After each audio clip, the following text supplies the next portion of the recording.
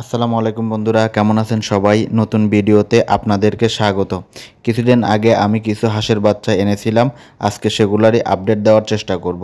আলহামদুলিল্লাহ, দেখতে পাচ্ছেন হাঁসের বাচ্চাগুলো বেশ বড় হয়ে গেছে এবং তাদের হেলথের কন্ডিশনও অনেক ভালো। মাঝখানে হাঁসের বাচ্চাগুলো একটু অসুস্থ হয়ে গিয়েছিল এবং যথাযথ ট্রিটমেন্টের কারণে তারা অতি দ্রুতই সুস্থ হয়ে যায়।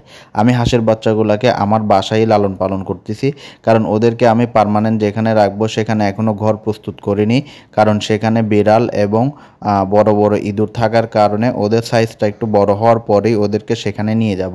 আমি ওদেরকে আপাতত যে সোনালি যে গ্রোয়ার ফিডটা আছে সেটি ব্যবহার করতেছি এবং এটাতেই ভালো রেজাল্ট পাওয়া যাচ্ছে।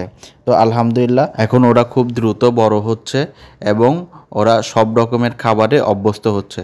ওদেরকে আমি আমার বাসার এই খাঁচার মধ্যে লালন পালন করতেছি, কিন্তু ওদেরকে এখন এখানে বেশি দিন রাখা যাবে না। তাই এখন ওদের জন্য আমি খুব দ্রুত ঘর বানাচ্ছি এবং ঘর বানানোর কাজ চলমান রয়েছে।